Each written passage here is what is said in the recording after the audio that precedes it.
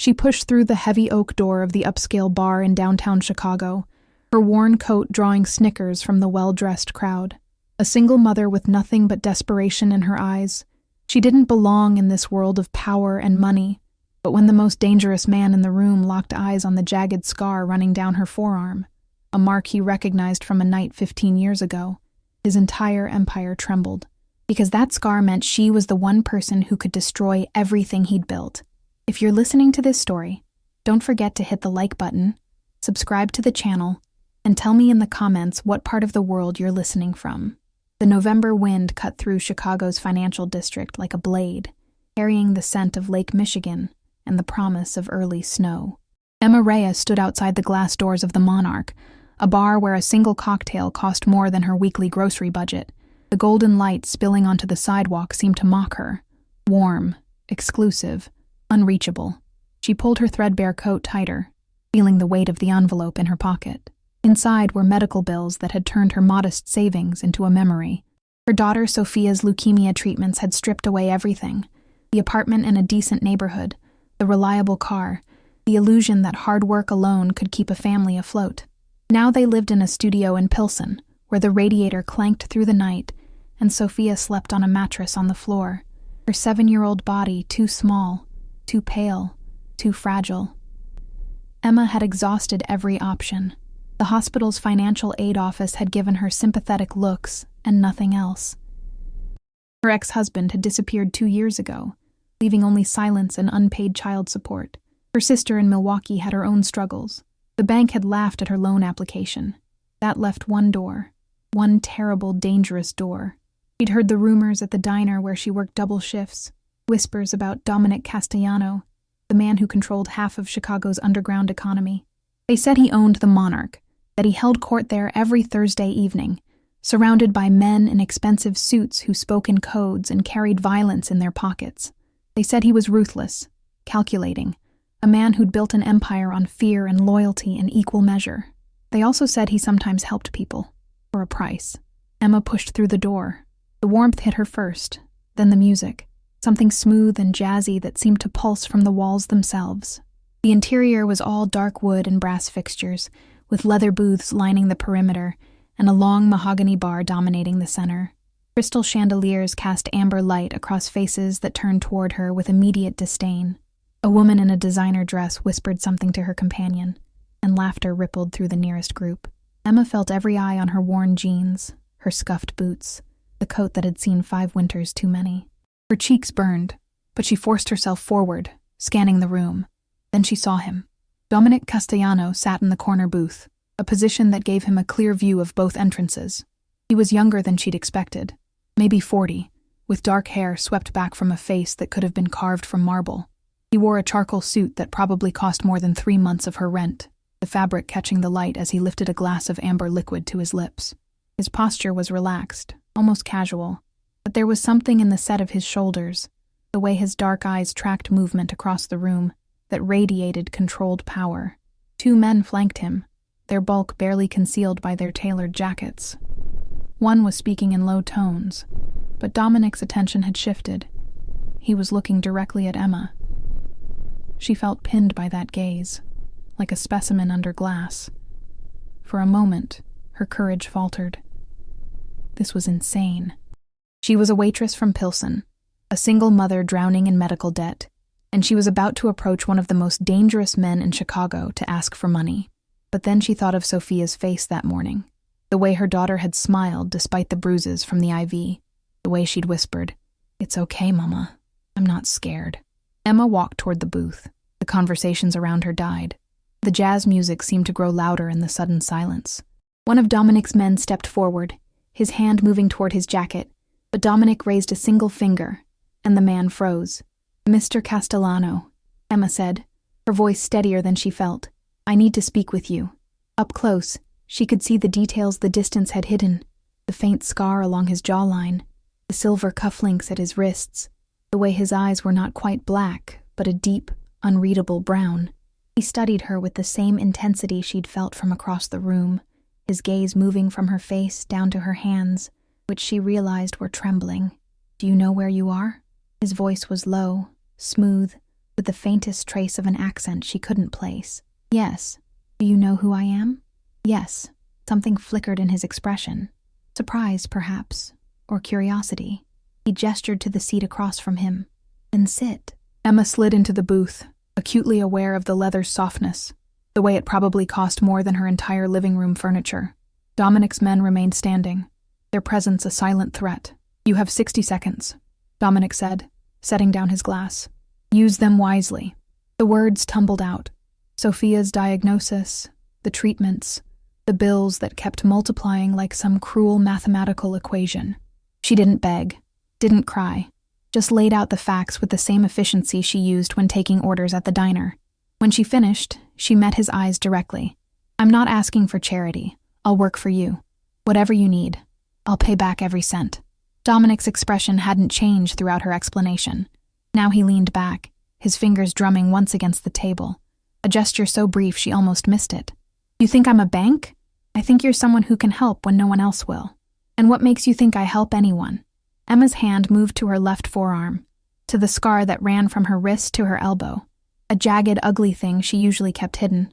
She pushed up her sleeve. The effect was immediate. Dominic's entire body went rigid. His eyes locked on the scar with an intensity that made the air between them feel electric. One of his men leaned forward, whispering urgently in Italian, but Dominic silenced him with a sharp gesture. "Where did you get that?" His voice had changed, gone cold and dangerous. 15 years ago, I was 17, working at a convenience store on the south side. 3 men came in with guns. One of them," she stopped, the memory still sharp after all these years. "One of them grabbed me, used me as a shield when the police arrived. He had a knife. When the shooting started, he cut you," Dominic finished, his voice barely above a whisper. "From wrist to elbow. Clean slice. Meant to hurt, not kill." Emma's breath caught. "How do you—" "That store was on my territory. Those men worked for a rival family." Dominic's jaw tightened. "I was 25, still proving myself. When I found out what happened, I made sure those men never hurt anyone again. But there was a girl, a witness. She disappeared before I could find her, make sure she was compensated for what she'd endured on my watch." The booth felt smaller suddenly, the air thick with implications Emma didn't fully understand. "That was you," she whispered. Dominic stood abruptly, his men immediately alert. He looked down at Emma, and for the first time, she saw something other than cold calculation in his eyes, something that might have been regret, or recognition, or the ghost of a debt 15 years old. "Come to my office tomorrow, 9 a.m. The address is on the back." He pulled a business card from his jacket, set it on the table between them. "We'll discuss terms." Then he was moving toward the exit, his men falling into formation around him, leaving Emma alone in the booth with a card that felt like both a lifeline and a trap. She picked it up, her fingers tracing the embossed lettering. Outside, through the window, she could see snow beginning to fall, the first of the season, covering Chicago's streets in white. Emma thought of Sophia, of the scar on her arm, of the way Dominic Castellano's eyes had widened with recognition, and something darker. She thought of the door she'd just walked through, and wondered if she'd ever be able to walk back out. The card was still in her hand when she finally stood and made her way back into the November night, where the wind had turned sharper, and the city seemed to hold its breath, waiting for whatever came next.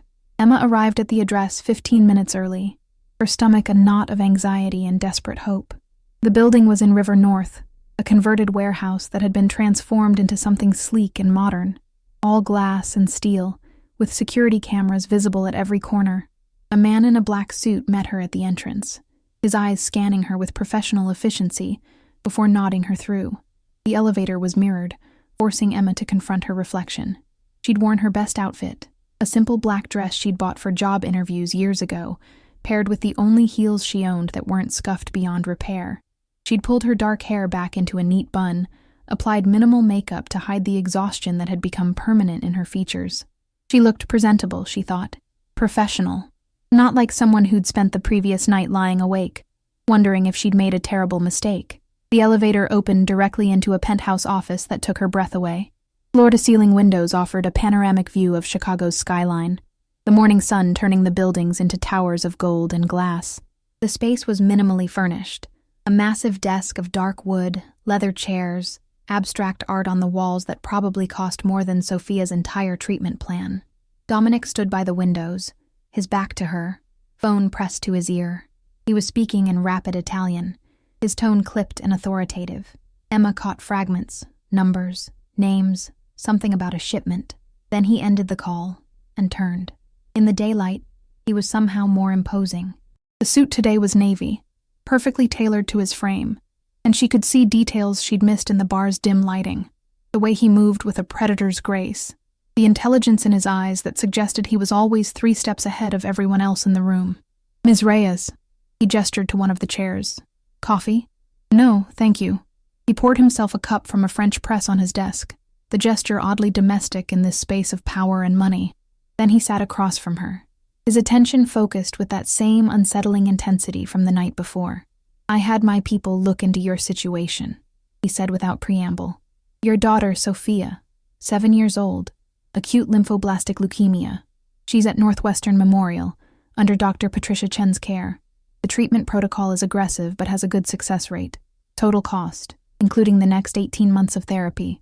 He named a figure that made Emma's vision blur. "You've managed to pay about 15% through your insurance and personal funds. The hospital is threatening to transfer her to a county facility if you can't make the next payment, which is due in 10 days. Emma's throat was tight. Hearing it laid out so clinically made it somehow more real, more terrifying. "Yes, you work 2 jobs, waitress at Murphy's Diner in Pilsen, and weekend shifts at a grocery store in Bridgeport. You bring home approximately $2,800 a month, of which $1,900 goes to rent and utilities. Your ex-husband, Marco Reyes, disappeared 26 months ago. No child support, no contact. You have no criminal record, no debts beyond the medical bills, and according to your employer at the diner, you're reliable, hardworking, and well-liked by customers." The thoroughness of his research should have frightened her. Instead, Emma felt a strange sense of relief. He knew exactly what he was dealing with. There were no illusions here. "I'll cover Sophia's medical expenses," Dominic said. "All of them. The hospital will receive payment today, and you'll have access to a fund for any additional costs. Medications, transportation, whatever she needs." Emma's heart lurched. "What do you want in return?" A slight smile touched his lips. There and gone. Direct. "I appreciate that." He stood, moving to the windows, his silhouette dark against the bright sky. "I need someone I can trust in a specific capacity.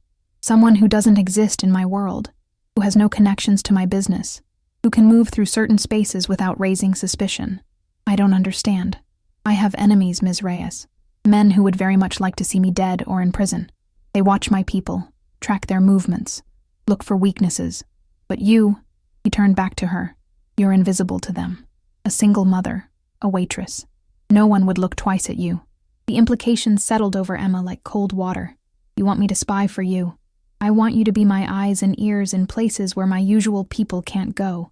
Restaurants, shops, public spaces where information gets exchanged.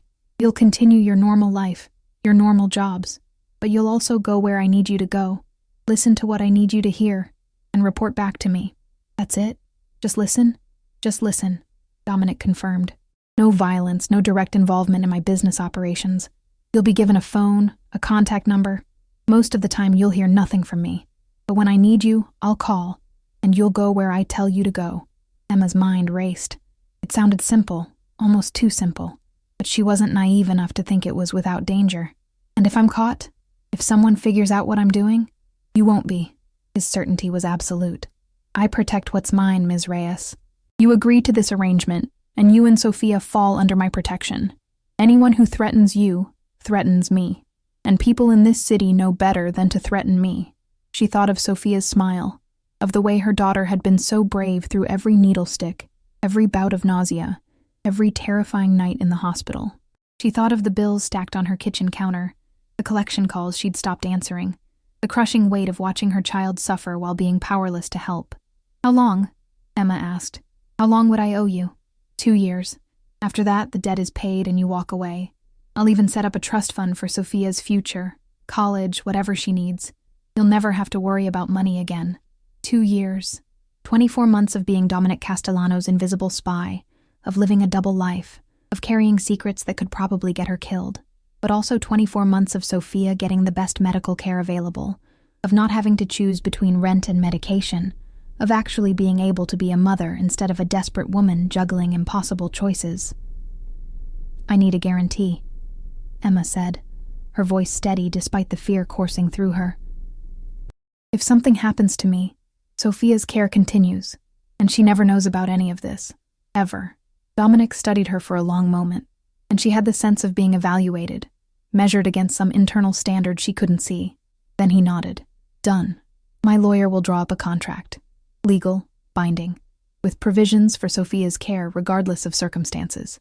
You'll sign it, I'll sign it, and we'll both be bound by its terms." He extended his hand across the desk. Emma looked at it, strong, scarred across the knuckles, the hand of a man who'd built an empire through force and will. She thought about walking away, about trying to find another solution, about the 1,000 reasons this was a terrible idea. Then she thought of Sophia, and reached out and shook his hand. His grip was firm, warm, and when their palms met, she felt the weight of the decision settle into her bones. There was no going back now. "Welcome to the family, Ms. Reyes," Dominic said, and something in his tone made it sound less like a greeting and more like a warning. The next 3 months passed in a strange duality. By day, Emma was exactly what she'd always been: a waitress, a mother, a woman struggling to make ends meet. But now, Sophia's hospital room was private, with a view of the lake. Dr. Chen smiled when Emma arrived, assured her that the treatments were progressing beautifully. The bills simply disappeared, handled by some invisible mechanism Emma didn't question. By night, Emma became someone else. The phone Dominic had given her was small, encrypted, untraceable. It rang at odd hours, 2 a.m., 6 p.m., during her lunch break at the diner. The instructions were always brief, precise. Go to this restaurant, sit at the bar, listen to the men in the corner booth, note what time they leave, what car they get into. Simple tasks that felt innocuous until Emma started to understand the patterns. She was mapping Dominic's enemies, learning their habits, their routines, their weaknesses. The first time she recognized one of the men she'd been watching on the news, a city alderman arrested for corruption, Emma understood the scope of what she'd agreed to. Dominic wasn't just a crime boss. He was a chess player, moving pieces across a board that encompassed the entire city. And she was one of those pieces. They met once a week, always in different locations. Sometimes his office, sometimes a car that picked her up after her shift, once in a private room at an art gallery after hours. Dominic would listen to her reports with complete focus, asking sharp questions, occasionally making notes on a tablet. He never praised her, never criticized, just absorbed the information and dismissed her with a nod. But Emma noticed things. The way his jaw tightened when she mentioned certain names. The way his fingers would drum against his thigh when he was thinking. The same gesture she'd seen that first night. The way he always asked at the end of each meeting, "How is Sophia?" It was during their 8th meeting, in the back of a town car driving through the loop, that everything shifted. Emma had just finished describing a conversation she'd overheard at a coffee shop in Lincoln Park.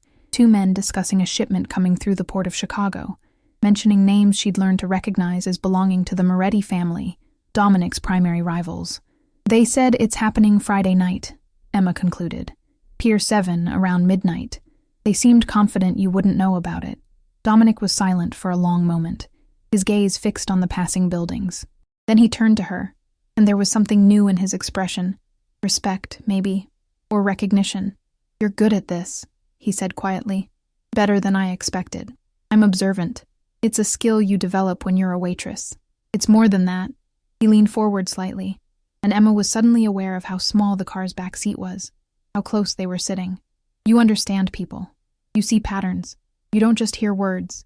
You hear what's beneath them." Emma's pulse quickened. "I'm just doing what you asked.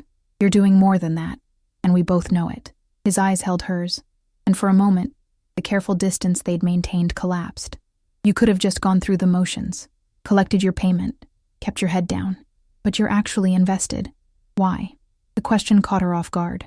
Emma looked away, out the window at Chicago's glittering skyline. "Because Sophia deserves a mother who keeps her promises. And I promised you 2 years. Is that all?" No, Emma thought, because somewhere in the past 3 months, this strange arrangement had become more than a transaction. Because she'd started to see past the reputation, past the danger, to the man who asked about her daughter every week, who'd sent a toy to Sophia's hospital room, a stuffed bear that her daughter now slept with every night, who'd ensured that Emma's landlord suddenly stopped threatening eviction, that her car got mysteriously repaired, that the diner owner gave her better shifts without explanation. Dominic Castellano was a criminal, a man who operated outside the law, who commanded loyalty through fear and respect in equal measure.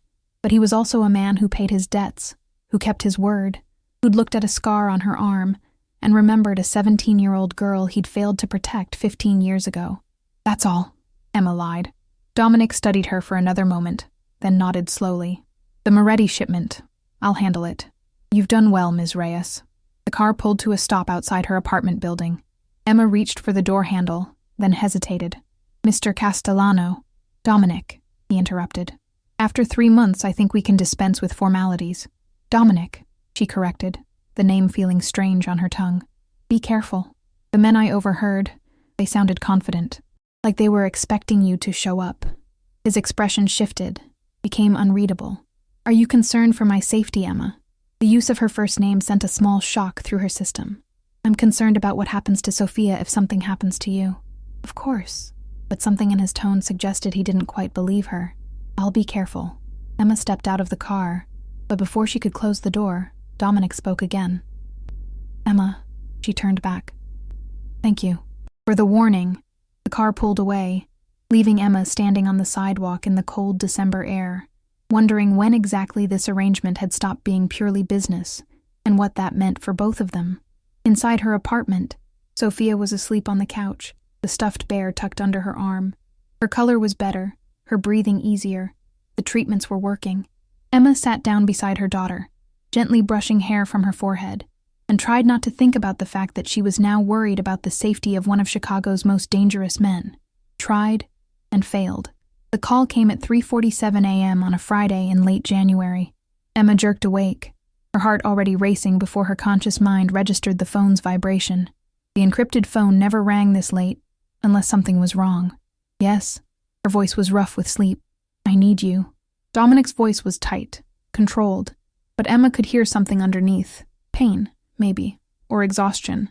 "Can you come now?" "Where?" He gave her an address in Ukrainian village, then hung up.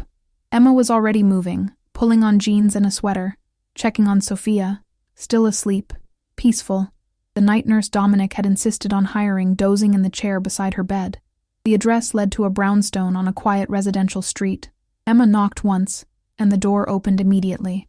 One of Dominic's men, Marco, she'd learned his name over the months, gestured her inside without a word. The interior was warm, tastefully furnished, clearly a safe house.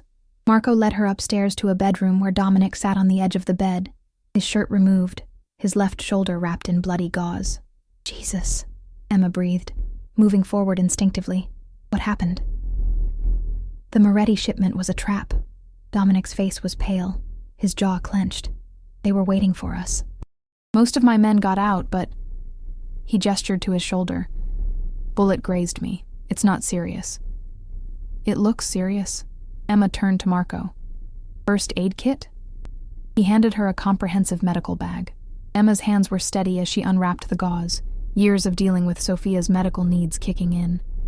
The wound was ugly, a deep graze that had torn through muscle. But Dominic was right, that it wasn't life-threatening. Still, it needed proper cleaning and stitching. "This is going to hurt," she warned. "I've had worse." Emma worked in silence, cleaning the wound with antiseptic, her touch as gentle as she could manage. Dominic didn't flinch, didn't make a sound, but she could feel the tension in his body, see the white-knuckle grip he had on the edge of the bed. "Why did you call me?" she asked quietly, threading a needle. "You have people for this. Doctors who won't ask questions." "I don't know." His voice was low, almost vulnerable. I needed someone who wasn't part of all this. Someone who..." He stopped, seeming to struggle with the words. "Someone who sees you as a person, not just a boss." Emma finished, beginning to stitch. Dominic's eyes met hers, and in them she saw exhaustion, frustration, and something else. A loneliness so profound, it made her chest ache. "The Morettis are escalating," he said after a moment. "This wasn't just about the shipment. It was a message. They're coming for me, and they're not being subtle about it. What does that mean for me? For Sophia? It means you're more valuable than ever, and more at risk. He winced as she tied off a stitch. I'm moving you, both of you, somewhere safer, with better security, and I'm pulling you back from active surveillance for a while. No. Dominic's head snapped up. Excuse me? I said no. Emma's hands didn't stop moving, continuing to stitch with practiced efficiency. You're in the middle of a war. You need information now more than ever. I'm not going to hide while you're— She gestured to his shoulder. While you're getting shot at. Emma, this isn't a negotiation. You're right. It's not. She tied off the final stitch, began wrapping clean gauze around his shoulder. I agreed to 2 years. I'm not even halfway through, and I keep my promises, Dominic. All of them. He stared at her, and Emma could see him processing, recalculating. You could die. So could you. So could anyone. She secured the gauze with medical tape, then sat back. Sophia's doing well. Her latest scans showed the leukemia is in remission. Dr. Chen is optimistic, and that's because of you, because of this arrangement.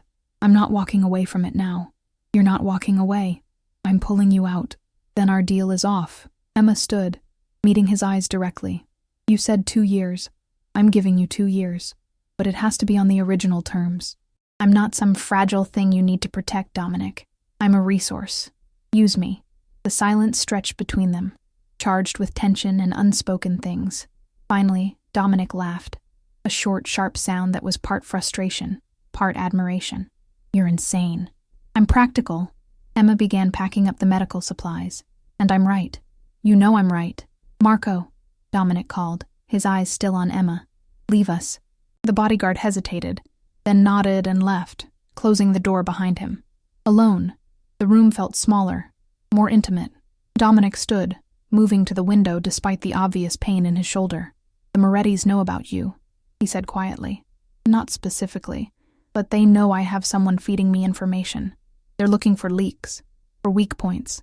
If they find you, they won't. You can't know that. Neither can you. Emma moved to stand beside him at the window. Outside, snow was falling again, covering the street in white. But I can be careful. I can be smart. And I can help you win this war. Dominic turned to her, and the look in his eyes made her breath catch. Why? Why does it matter to you whether I win or lose? Because somewhere in the past 5 months, you've become more than just the man who saved my daughter, Emma thought. Because I've seen you be ruthless and kind, dangerous and gentle. Because when you ask about Sophia, there's genuine care in your voice. Because when you look at me, I don't feel invisible anymore. Because you keep your promises too, she said instead. And I respect that. He reached out, his hand hovering near her face for a moment, before he seemed to catch himself and dropped it. You should go. Get some rest. I'll have Marco drive you home. Emma nodded, but didn't move immediately. Dominic, be more careful, please. I will. A slight smile touched his lips. For Sophia's sake. Right, for Sophia's sake. But as Emma left the brownstone and climbed into the waiting car, she knew they were both lying, and she suspected Dominic knew it too. The next 6 weeks were a blur of escalation. The Morettis hit 2 of Dominic's warehouses, burned down a restaurant he owned in Little Italy. Dominic retaliated by cutting off their supply lines, turning 3 of their allies against them, systematically dismantling their operations piece by piece. And Emma was in the middle of it all.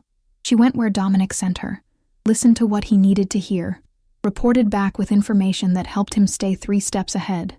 But she also saw the toll it was taking on him. The exhaustion in his eyes during their meetings, the way his hand would unconsciously move to his shoulder where the bullet had grazed him, the increasing tension in his voice. They were winning, but the cost was mounting. It was during a meeting in his office, on a gray March afternoon, that everything changed. Emma had just finished describing a conversation she'd overheard at a bar in Bridgeport, 2 Moretti soldiers discussing a plan to target Dominic's sister, who lived in Evanston with her family.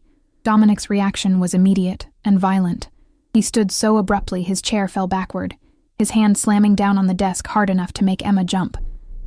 They're going after Isabella. His voice was deadly quiet. They're threatening my family. I heard them say they were just going to scare her, Emma said quickly. Not hurt her, just send a message. There is no just when it comes to my sister. Dominic was already moving, pulling out his phone, barking orders in rapid Italian. Then he stopped, turned back to Emma. You need to leave Chicago. Tonight. I'll have my people take you and Sophia somewhere safe. No. Emma, this is not up for debate. You're right, it's not. She stood, facing him across the desk. Because I'm not leaving. You need me here, now more than ever. And She stopped, the words catching in her throat. You what? Dominic moved around the desk, closing the distance between them. Say it, Emma. I can't leave you. The admission felt like stepping off a cliff. Not now. Not like this. Dominic's eyes searched her face, and Emma saw the moment he understood, saw the recognition of something that had been building between them for months, something neither of them had been willing to name. This is a mistake, he said, but his hand was reaching for her face, his thumb tracing her cheekbone with a gentleness that contradicted his words. Probably, Emma agreed, her heart racing. You should run from me, from all of this. I know. Emma. She kissed him. It was brief, impulsive, a moment of madness in the middle of a war. But when she pulled back, Dominic's eyes were dark with something that looked like hunger and regret in equal measure. We can't, he said, but his hand was still on her face, his thumb still moving in small circles against her skin. I know, Emma repeated, but I'm not leaving. Whatever happens, I'm seeing this through. With you. Dominic closed his eyes, and Emma could see the internal war playing out across his features. Then he opened them, and the vulnerability was gone, replaced by the cold calculation she'd seen that first night in the bar. Then we end this. Now. The Morettis want a war? We'll give them one they can't win. He stepped back, the distance between them suddenly feeling like miles. But Emma, after this is over, we go back to the arrangement. Just business. Nothing more. It hurt more than it should have, that dismissal. But Emma nodded, understanding the necessity of it. Just business. Good. Dominic turned away, already pulling up contacts on his phone. Marco will take you home. Stay there until you hear from me. And Emma, he glanced back. Thank you. For the information about Isabella. You may have just saved her life. Emma left the office feeling like she'd won and lost something in the same moment. In the elevator, she touched her lips, still feeling the ghost of that kiss, and wondered if she'd just made the biggest mistake of her life, or if the mistake had been made 5 months ago, when she'd walked into the Monarch and met the eyes of a man who would change everything. The war came to a head on a cold night in early April. Emma was at home with Sophia, helping her daughter with homework, when the encrypted phone buzzed with a message. Stay inside. Lock the doors. Don't open them for anyone but me. Her blood went cold. She checked the locks, pulled the curtains, and tried to focus on Sophia's math problems, while her mind raced through terrible possibilities. The call came 2 hours later. Not from Dominic, but from Marco. Ms. Reyes, you need to come to Northwestern Memorial. Now. It's Dominic. Emma's world tilted. What happened? The Morettis. They ambushed him. He's in surgery. It's bad. She arranged for the night nurse to stay with Sophia, invented an excuse about a work emergency, and was in a cab within minutes. The hospital was a blur of fluorescent lights and antiseptic smells. Marco meeting her in the surgical waiting room with a face like stone. How bad? Emma demanded. 2 bullets, one in the chest, one in the abdomen. He lost a lot of blood before we got him here. Marco's voice was flat, emotionless, but his hands were shaking. The doctors say the next few hours are critical. Emma sank into a chair, her legs suddenly unable to hold her. This was her fault. She'd encouraged him to keep fighting, had refused to step back, had kissed him and made everything complicated when it should have stayed simple. What happened? She asked. The Morettis set another trap, made it look like they were moving a shipment through the docks. Dominic went personally, wanted to end this tonight, but they were waiting. 15 men, all armed. We fought our way out, but Marco's jaw clenched. He took 2 bullets protecting me, pushed me out of the way and took the hits himself. Of course he did, Emma thought, because Dominic Castellano protected what was his, even at the cost of his own life. The hours crawled by. Marco made calls, coordinated responses, ensured that Dominic's empire didn't collapse in his absence. Other men arrived, soldiers, lieutenants, all wearing the same expression of barely controlled fury. They nodded to Emma with respect that surprised her, as if they knew who she was, what she meant to their boss. Dawn was breaking when the surgeon finally emerged, exhausted but cautiously optimistic. He's stable. The bullets missed major organs, but there was significant tissue damage. He'll need extensive recovery time, but he should make a full recovery. The relief was so intense Emma thought she might be sick. Can I see him? He's in ICU. Family only. She's family, Marco said firmly, and the surgeon didn't argue. Dominic looked smaller in the hospital bed, surrounded by machines that beeped and hummed. His face was pale, his chest rising and falling with mechanical regularity. Emma moved to his bedside, her hand finding his carefully, avoiding the IV lines. "You're an idiot," she whispered. "A brave, stupid idiot." His eyes fluttered open, unfocused at first, then finding her face. "Emma." His voice was rough, barely audible. "Sophia is fine, safe at home. Don't worry about us. Just focus on getting better. The Morettis are going to pay for this," Emma said fiercely. "But not today. Today you rest." A weak smile touched his lips. "Giving me orders now? Someone has to. You're clearly terrible at taking care of yourself." His hand tightened fractionally around hers. "I'm sorry for putting you in danger. Or," he stopped, his eyes closing, "for everything. Don't." Emma leaned closer. "Don't apologize for saving my daughter's life, for giving me a purpose, for—" She stopped, unable to finish. "For making you care about a criminal," Dominic finished, his eyes opening again. "For making me care about you," Emma corrected. "Criminal or not. Emma, I know all the reasons this is impossible, but I'm done pretending I don't care whether you live or die. I'm done pretending this is just business." She took a shaky breath. "So you're going to get better, Dominic Castellano? You're going to heal, and you're going to end this war, and then we're going to figure out what the hell we're doing. Understood?" He studied her face for a long moment, and Emma saw a dozen emotions flicker through his eyes. Surprise, fear, hope, resignation. "You should walk away, while you still can. Too late. I'm already in too deep." "Emma, rest," she commanded, squeezing his hand gently. "We'll talk when you're not full of painkillers and barely conscious." His eyes drifted closed, but his hand stayed wrapped around hers. Emma sat there as the sun rose over Chicago, watching the steady rise and fall of his chest, and made a decision. She was done being passive, done being just an observer. If Dominic was going to end this war, she was going to help him, not from the sidelines, but right in the middle of it. Emma found Marco in the waiting room, coordinating with the other men. When he saw her, he stood, his expression questioning. "I need you to tell me everything," Emma said, "about the Morettis, their operations, their weaknesses, their leadership structure. Everything." Marco's eyes narrowed. "Why?" "Because I'm going to help you destroy them. Ms. Reyes, with all due respect, I'm not a soldier, I know, but I'm the one person they're not looking for. I'm invisible to them, and right now that makes me your most valuable asset." She met his eyes steadily. "Dominic is down. Someone needs to finish what he started, and I'm not going to sit here and wait for the Morettis to come for him again." Marco studied her for a long moment, then slowly nodded. "All right, but if Dominic wakes up and kills me for this, I'll take full responsibility." He pulled out a tablet, began showing her files, photographs, organizational charts. Emma absorbed it all, her mind already working through possibilities. The Morettis were powerful, but they were also arrogant. They thought they'd won by taking down Dominic.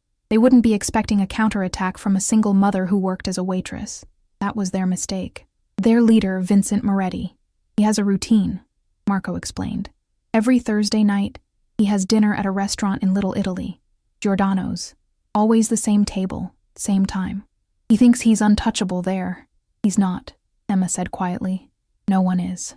She spent the next 3 days planning, coordinating with Marco and the other men, using every skill she'd developed over the past 7 months. She wasn't going to hurt anyone. That wasn't who she was. But she could gather information, could position pieces on the board, could create opportunities for Dominic's men to act. On Thursday night, Emma walked into Giordano's wearing a server's uniform she'd borrowed from the diner. She moved through the restaurant with practiced ease, invisible in the way only service workers can be. She listened, observed, noted the security detail, the exits, the patterns, and when Vincent Moretti's phone rang with a call that would lure him away from his security, away from his safe space, Emma was the one who'd made sure that call came through. She didn't stay to see what happened next. She was already out the door, the uniform discarded, blending back into the Chicago night.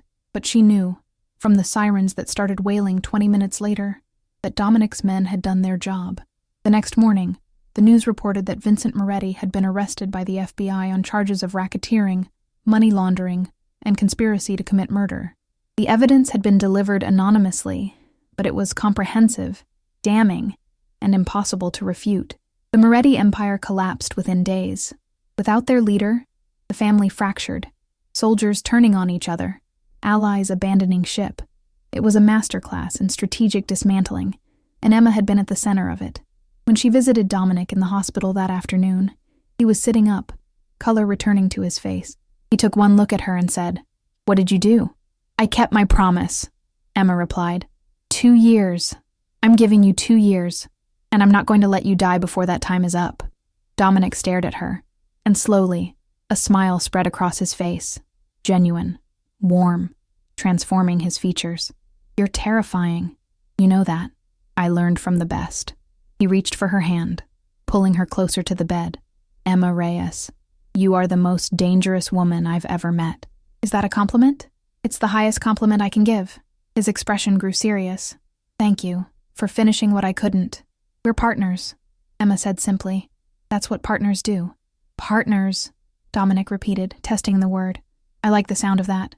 "Good, because you're stuck with me for at least another year." "Just a year?" Emma's heart skipped. "We'll see how you behave." His laugh was weak, but genuine, and Emma felt something settle in her chest, a sense of rightness, of pieces falling into place. This wasn't how she'd expected her life to go, but standing here, holding the hand of a man who'd saved her daughter, and whom she'd saved in return, Emma couldn't bring herself to regret a single choice, not even the dangerous ones. Dominic's recovery took 6 weeks. 6 weeks during which Emma visited him every day, bringing Sophia when the doctors allowed it. Her daughter had taken an instant liking to Dominic, charmed by his gentle demeanor with her, the way he listened to her stories about school with genuine interest. Emma watched them together and felt her heart expand in ways she hadn't thought possible. But the peace was temporary. The Moretti family might have been broken, but fragments remained. Bitter, angry men who blamed Dominic for their downfall. And they were planning something. Emma heard about it through her network of contacts. People she'd cultivated over the months who trusted her precisely because she seemed so harmless. A bartender in Bridgeport mentioned 3 men asking questions about Dominic's schedule. A waitress in Lincoln Park overheard a conversation about finishing what Vincent started. A shop owner in Little Italy nervously reported that someone had been asking about Dominic's sister again. Emma compiled the information, saw the pattern emerging, and felt cold dread settle in her stomach. They were planning a coordinated attack, not just on Dominic, but on everyone he cared about, his sister, his business partners, and, she realized with growing horror, on her and Sophia. She brought the information to Dominic on a Tuesday evening, in his office where he'd returned despite his doctor's protests. He listened in silence, his expression growing darker with each detail. "They're desperate," he said finally. "Desperate men do stupid things. They're also dangerous," Emma countered. "We need to act first." "We?" Dominic raised an eyebrow. "Emma, you've done more than enough. This part, the violent part, that's not your world. It became my world the moment I walked into the Monarch." She leaned forward, her hands flat on his desk. "I'm not stepping back now, Dominic. Not when Sophia could be in danger. Not when you could be." He stood, moving around the desk to stand in front of her. "I can protect you, both of you. I can send you somewhere safe. I don't want to be safe. I want to end this." Emma met his eyes. "Tell me what you need. Let me help." Dominic studied her face, and Emma could see the war playing out behind his eyes. The desire to protect her warring with the recognition that she was right, that she could help in ways his soldiers couldn't. "There's a meeting," he said finally. "Tomorrow night. The remaining Moretti loyalists are gathering at a warehouse in Cicero. They think I don't know about it, but I have someone on the inside. They're planning their attack there, finalizing details. You're going to hit them first. I'm going to end this, once and for all." His hand came up to cup her face, his thumb tracing her cheekbone in that gesture that had become familiar. "But I need to know you're safe. You and Sophia. That's non-negotiable, Emma. Then let me be part of the plan. Not in the warehouse. I understand that's not my place. But I can help coordinate, and be your eyes on the outside, and make sure no one escapes to come after us later." She caught his hand, held it against her face. "Trust me, Dominic, the way I trust you." He closed his eyes, And when he opened them, Emma saw resignation and something deeper: affection, respect, maybe even love, though neither of them had been brave enough to say the word. "All right," he said. "But you follow my instructions exactly. No improvisation, no heroics. Agreed?" "Agreed." The next night, Emma sat in a car 3 blocks from the warehouse in Cicero, a radio in her hand, Marco beside her in the driver's seat. She could hear Dominic's voice through the radio, calm and authoritative as he positioned his men around the building. The plan was simple: surround the warehouse, cut off all exits, and force the Moretti loyalists to surrender. No bloodshed if it could be avoided, but Dominic's men were prepared for anything. Emma's job was to watch the perimeter, to alert them if anyone tried to escape, to be the failsafe that ensured no one slipped through to threaten them later. The operation began at midnight. Emma watched through binoculars as Dominic's men moved into position, silent shadows in the darkness. Then Dominic's voice came through the radio, clear and commanding. "Now." Lights flooded the warehouse. Shouts erupted. Emma's heart hammered as she tracked movement, calling out positions, watching for anyone trying to flee. Then she saw him, a man slipping out a side door, running toward a car parked in the shadows. Emma recognized him from the photos Marco had shown her. Carlo Moretti, Vincent's younger brother, the one who'd been orchestrating the revenge plot. "Runner, east side," Emma reported into the radio. "Carlo Moretti, heading for a black sedan." "On it," came Marco's response through the radio. But Emma could see the angles, could see that Carlo would reach the car before anyone could intercept him. She made a decision. "Drive," she told Marco. "Block that sedan." "Ms. Reyes." "Drive." Marco swore but obeyed, the car lurching forward. They screeched to a stop directly in front of the sedan, blocking it in. Carlo Moretti skidded to a halt, his face twisted with rage and fear. Then he pulled a gun. Emma's world narrowed to that weapon, to the way Carlo's hand was shaking, to the wild look in his eyes. This was a man with nothing left to lose, and that made him infinitely dangerous. "Get out of the car," Carlo shouted. "Get out or I'll shoot." Marco's hand moved toward his own weapon, but Emma stopped him. "Wait." She opened the car door, stepped out slowly, her hands visible and empty. "Carlo Moretti, you don't want to do this. You don't know what I want," he snarled. "You're one of Castellano's whores, aren't you? I've seen you with him." The words stung, but Emma kept her voice calm. "I'm someone who understands what it's like to be desperate, to feel like you have no options left. You don't understand anything. I understand that if you pull that trigger, you're dead. Dominic's men are 30 seconds away. But if you put the gun down, if you surrender, you live. You get a lawyer, you get a trial, you get a chance." Emma took a step closer. "Your brother is in prison, but he's alive. You can be too. Vincent's life is over, but yours doesn't have to be. Another step. I know what it's like to watch everything fall apart, to feel like the only option is to fight or die. But there's always another option, Carlo. There's always a choice." She could see him wavering, the gun trembling in his hand. Behind him, she saw Dominic emerge from the warehouse, saw the moment he spotted her standing in the open, facing down an armed man. His face went white with fury and fear. "Emma, get back," he shouted, running toward them. But Emma kept her eyes on Carlo. "Choose life," she said quietly. "Choose to walk away from this war. It's over, Carlo. Don't die for something that's already lost." For a long moment, everything hung in balance. Then slowly, Carlo lowered the gun. His shoulders slumped, defeat written in every line of his body. "It's over," he whispered. "Yes," Emma agreed. "It's over." Dominic's men swarmed in, securing Carlo, taking the weapon. But Dominic went straight to Emma, his hands gripping her shoulders, his eyes blazing. "What the hell were you thinking?" he demanded. "He could have killed you, but he didn't." Emma's legs were shaking now, adrenaline crashing through her system. "It's over, Dominic. It's really over." He pulled her against his chest, his arms wrapping around her so tightly she could barely breathe. "You're insane," he muttered into her hair. "Completely insane." "I learned from the best," Emma repeated, her face pressed against his shoulder. She felt his laugh, a rumble in his chest. "I suppose you did." The aftermath was swift and thorough. Carlo Moretti and the other loyalists were turned over to the FBI, along with evidence that ensured they'd be in prison for decades. The Moretti family's remaining assets were absorbed or destroyed, and Dominic's position in Chicago's underworld became unassailable. But Emma wasn't thinking about any of that as she sat in Dominic's office 3 days later, watching the sun set over the city. "It's been 8 months, Dominic said from behind his desk. "You have 16 months left on our agreement."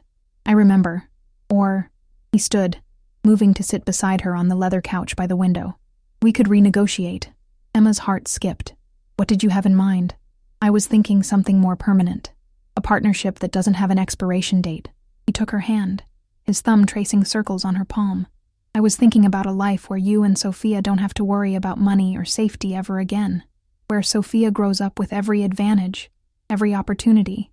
Where you—" He stopped, seeming to struggle with the words. "Where I what?" Emma prompted softly. "Where you stay. With me. Not as an employee or an asset, but as—" He met her eyes. "As someone I love. Someone I want to build a life with." The words hung in the air between them, huge and terrifying and wonderful. "You love me," Emma said, testing the words. "Terrifyingly so." A slight smile touched his lips. "You're brave and smart and you see me. Not the reputation, not the power, but the man underneath. And I love you for that. I love you for your strength, for the way you love your daughter, for the way you talk down an armed man because you understood his pain." His hand tightened on hers. "I love you, Emma Reyes, and I'm asking you to stay. Not for 2 years, but forever." Emma's eyes burned with tears. "I'm a waitress from Pilsen. You're a criminal," Dominic finished. "I know what I am. I know what I'm offering you isn't a normal life, but it's an honest one. I will protect you and Sophia with everything I have. I will give you both a life of security and comfort, and I will love you every day, for as long as you'll let me." "Dominic, you don't have to answer now. Take time. Think about it." "Yes." He blinked. "Yes. Yes. I'll stay. Yes, I love you too. Yes to all of it." Emma laughed, the sound watery with emotion. "I fell in love with you months ago. Probably that night when you called me at 3 a.m. because you needed someone who saw you as human. I've been trying to pretend it was just the arrangement, just gratitude. But it's not. It's love, Dominic. Terrifying. Complicated. Impossible love." He kissed her then, deep and thorough, a kiss that tasted like promises and new beginnings. When they finally broke apart, both breathless, Dominic rested his forehead against hers. "Sophia," he said, "we need to talk to her. Make sure she's okay with this. She already loves you. She told me last week that she wishes you were her dad." Emma felt his sharp intake of breath. "She said that?" "She did. And Emma pulled back to look at him. "I think you'd be a wonderful father to her, if you want that." "I want everything," Dominic said fiercely. "You, Sophia, a life together. All of it. Then you'll have it." They sat together as the sun finished setting, painting Chicago in shades of gold and crimson, and Emma thought about the journey that had brought her here, from desperation to hope, from survival to love, from a bar where everyone laughed at her to a penthouse office where she'd found a home. It wasn't the life she'd imagined, but it was the life she'd chosen, and she wouldn't change a single moment of it. 6 months later, Emma stood in the living room of the penthouse Dominic had insisted they move into, watching Sophia play with the stuffed bear that had been her constant companion since those early days in the hospital. Her daughter's hair had grown back, thick and dark, and her cheeks had color again. The leukemia was in full remission, and Dr. Chen had used the word cured at their last appointment. "Mama, can Dominic teach me Italian?"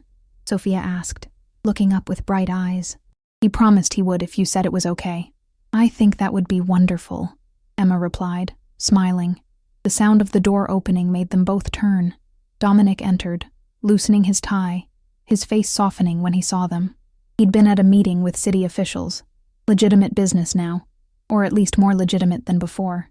He was transitioning his empire, slowly shifting from the shadows into the light, using his power to build rather than destroy. It was a long process, and Emma knew there were still parts of his life that existed in moral gray areas. But he was trying, changing, becoming someone who could stand in the daylight without fear. "How was your day?" Emma asked as he crossed the room to kiss her. "Productive. The development deal in Bronzeville is moving forward. We're going to build affordable housing, a community center, job training programs." He grinned. "Turns out I'm good at building things when I'm not busy tearing them down." "Who knew?" Emma teased. Sophia bounced over, and Dominic scooped her up, making her giggle. "And how was your day, Piccola?" "Good," I got an A on my science test. Of course you did. You're brilliant. He set her down, ruffling her hair. Go get ready for dinner. We're celebrating. As Sophia ran off to her room, Dominic pulled Emma close, his arms wrapping around her waist. I have something for you. You're always giving me things, Emma protested. The apartment, the car, This is different. He pulled a small box from his pocket, and Emma's breath caught. Dominic, I know we've only been together officially for 6 months. I know this is fast, but I've never been more certain of anything in my life. He opened the box, revealing a ring. Elegant, understated, perfect. Marry me, Emma. Make this official. Make us a family. Emma's eyes filled with tears. Yes. God. Yes. He slid the ring onto her finger, and it fit perfectly, like everything else about this impossible, wonderful life they were building. They kissed, and Emma felt the same sense of rightness she'd felt that day in the hospital. The feeling that all the choices, all the risks, had led her exactly where she was meant to be. I love you, she whispered against his lips. I love you too, both of you. He pulled back, his eyes serious. I'm going to spend the rest of my life making sure you never regret taking a chance on me. I could never regret it.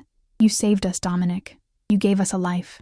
You saved me first, he countered. That night in the Monarch, when you showed me that scar, you reminded me that I was more than what I'd become. You made me want to be better. Emma thought back to that night, to the desperate woman who'd pushed through those doors with nothing but hope and fear. She'd been looking for a savior, but what she'd found was a partner, someone who saw her strength, who respected her courage, who loved her not despite her struggles, but because of them. We saved each other, she said finally. That's what partners do. Partners, Dominic agreed, kissing her again. Sophia's voice called from her room, asking for help with her dress, and they broke apart, laughing. This was their life now. Domestic moments mixed with extraordinary circumstances. Love built on a foundation of mutual respect and shared battles. As Emma went to help her daughter, she caught sight of her reflection in the hallway mirror. The scar on her arm was visible beneath her sleeve, a reminder of where she'd come from, of the girl who'd survived violence and fear. But now it was also a reminder of how that moment of trauma had years later led her to this, to love, to family, to a future she'd never dared imagine. She touched the scar gently, then smiled, and went to help Sophia get ready for dinner. The restaurant Dominic had chosen was elegant but not ostentatious, the kind of place where families celebrated milestones. They sat in a private corner, Sophia between them, chattering about school and friends and the trip to the aquarium Dominic had promised for the weekend. Emma watched them together, Dominic listening with genuine interest, Sophia glowing under his attention, and felt her heart swell with gratitude and love. I have an announcement, Dominic said when dessert arrived. He looked at Sophia seriously. I've been thinking about something important, and I wanted to ask you about it. Sophia's eyes went wide. What? Well, your mama and I are getting married, which means we'll be a family officially. And I was wondering, he paused, and Emma saw nervousness in his expression, something she rarely witnessed. I was wondering if you'd be okay with me adopting you, making you my daughter legally, not just in my heart. Sophia's face went through a series of expressions, surprise, confusion, and pure joy. Really? You want to be my dad? More than anything, Dominic said softly. If you'll have me. Sophia launched herself at him, wrapping her arms around his neck. Yes, yes, yes, yes. Emma's tears spilled over as she watched them. This man who'd been a stranger less than a year ago, and her daughter who'd been given a second chance at life. They were a family now, unconventional and complicated, but bound together by love and loyalty. Dominic met her eyes over Sophia's head, and in his gaze, Emma saw everything. Promise, devotion, a future full of possibility. Later that night, after Sophia was asleep, and they were alone on the penthouse balcony, overlooking Chicago's glittering skyline, Emma leaned against Dominic's chest and thought about the journey that had brought them here. Do you ever wonder what would have happened if I hadn't walked into the Monarch that night? She asked. Every day, Dominic admitted. And every day I'm grateful you did. You changed my life, Emma. You made me want to be more than what I was. You changed mine too. Saved it, really. We saved each other. He repeated her earlier words. And we'll keep saving each other every day for the rest of our lives. Emma turned in his arms. looking up at his face. This man who was dangerous and gentle, ruthless and kind, who'd built an empire on fear, but was learning to build a life on love. Forever, she agreed. They kissed as the city lights sparkled below them. Two people who'd found each other in the darkness and chosen to walk into the light together. It wouldn't always be easy. Dominic's past would always cast shadows, and there would be challenges ahead. But they would face them together, as partners, as family. As Emma pulled back and rested her head on Dominic's shoulder, she thought of that scared woman who'd pushed through the doors of an upscale bar 8 months ago, desperate and alone. That woman was gone now, transformed by love and courage into someone stronger, someone who'd learned that sometimes salvation came from the most unexpected places, and sometimes the most dangerous man in the room was exactly who you needed to save you. The wind picked up, carrying the scent of the lake, and Emma closed her eyes, feeling safe and loved and home in a way she'd never thought possible. This was her life now. This was her family. This was her future. And it was more beautiful than any story she could have imagined. Thank you for listening to this story. If it touched your heart or kept you on the edge of your seat, please hit that like button and subscribe to the channel for more emotional, gripping stories like this one. Drop a comment below and let me know what you thought. Did Emma and Dominic's journey move you? What was your favorite moment? I'd love to hear from you. Until next time, keep believing in second chances and the power of love to transform even the darkest situations.